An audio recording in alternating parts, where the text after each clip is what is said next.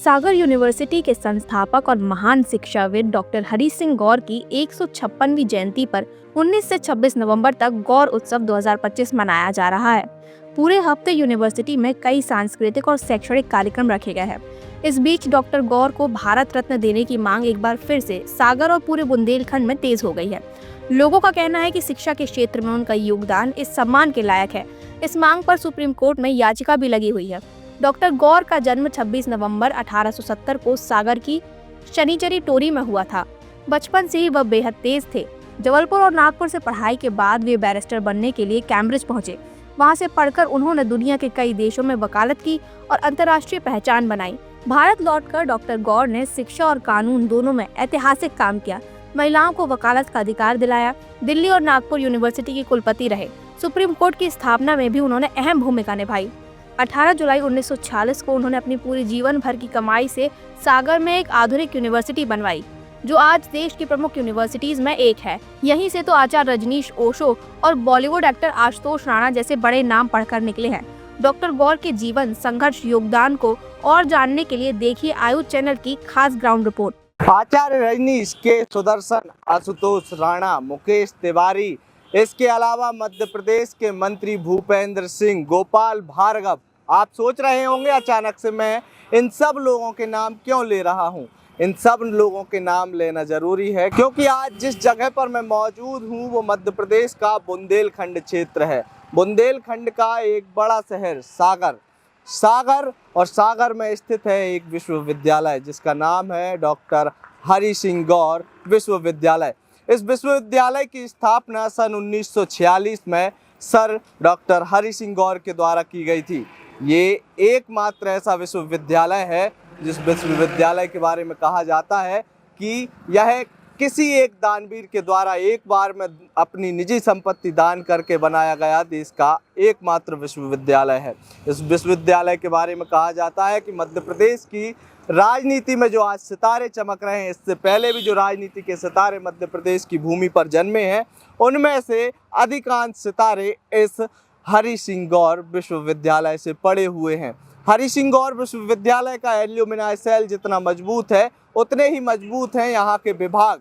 लगभग 32 विभागों की यहाँ से पढ़ाई की जाती है। देश के प्रसिद्ध शिक्षाविद यहाँ से पढ़ाई करके निकले हैं और मध्य प्रदेश की राजनीति के अलावा मध्य प्रदेश की पत्रकारिता में भी इस विश्वविद्यालय के छात्रों ने अपना परचम लहराया है, जिनमें अभी भी कई ऐसे छात्र हैं जो मध्य प्रदेश की पत्रकारिता में अपनी अहम भूमिका निभा रहे हैं। आइए जानते हैं इस विश्वविद्यालय के बारे में और विस्तार से विश्वविद्यालय की कुलपति के द्वारा।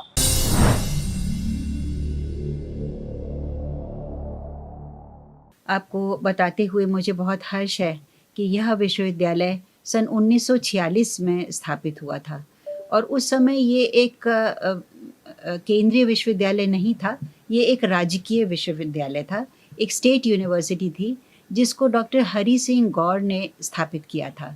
उस समय इसको सागर विश्वविद्यालय के नाम से इसको पुकारा जाता था और ये क्योंकि डॉक्टर हरि सिंह गौर जो एक शिक्षाविद थे, एक समाज सेवी थे, उन्होंने इस विश्वविद्यालय के लिए, मैं अगर शुरू करना चाहूँ कि इसका ओरिजिन कहाँ से हुआ, तो ये उन्हीं की देन थी। और वो एक ऐसे अनुभवी एक शिक्षाविद थे जिन्होंने अपने पूरे जीवन की जमा पूंजी इसी विश्वविद्यालय के लिए लगा दी। और वो समय था 1946 का जब से इस विश्वविद्यालय की नींव रखी गई।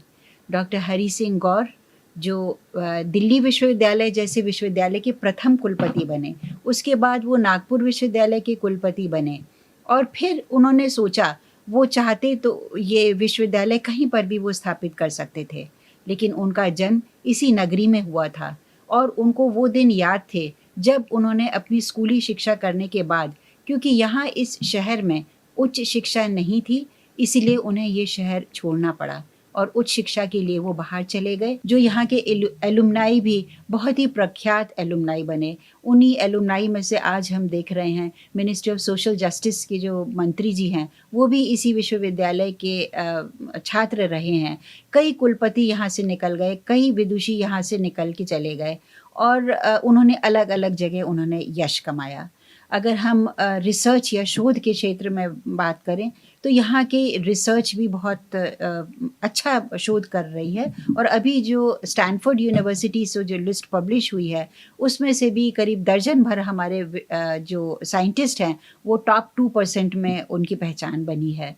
इसी के साथ जितनी भी राष्ट्रीय स्तर की परियोजनाएं हैं वो सभी इस विश्वविद्यालय में संचालित हैं, चाहे वो फिस्ट की ग्रांट हो, चाहे वो सैप की ग्रांट हो, चाहे वो पर्स की ग्रांट हो। और अभी हाल ही में विश्वविद्यालय ने साथ ही जो एक नया प्रोजेक्ट जो क्लस्टर यूनिवर्सिटीज़ की बात कर रही है आज भारत सरकार, उसमें भी लीड यूनिवर्सिटी के तौर पर विश्वविद्यालय ने एक प्रस्ताव सबमिट किया है। मुझे आशा है, ये 30 करोड़ का ये प्रोजेक्ट है, मुझे आशा है कि इसमें भी हम लोग अवश्य सफलता प्राप्त करेंगे।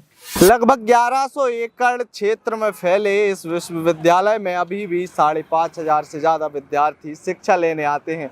मध्य प्रदेश के अलावा इस विश्वविद्यालय की खासियत ये है कि यहाँ पर पूरब से लेकर पश्चिम और पश्चिम से लेकर उत्तर और दक्षिण तक के छात्र सागर विश्वविद्यालय में अपनी स्नातक और स्नातकोत्तर की पढ़ाई करने के लिए आते हैं। सागर विश्वविद्यालय जब इसकी स्थापना हुई थी उस वक्त यह केंद्रीय विश्वविद्यालय नहीं था, लेकिन साल 2008 में इसे केंद्रीय विश्वविद्यालय की मान्यता दे दी गई, जिसके बाद से इस क्षेत्र के लगभग अधिकांश छात्रों का शिक्षा का प्रमुख केंद्र सागर विश्वविद्यालय बना हुआ है। सागर विश्वविद्यालय का इतिहास और वर्तमान की यह कहानी यदि आपको पसंद आई हो तो आप इसे अपने दोस्तों और रिश्तेदारों के साथ जरूर साझा कीजिए।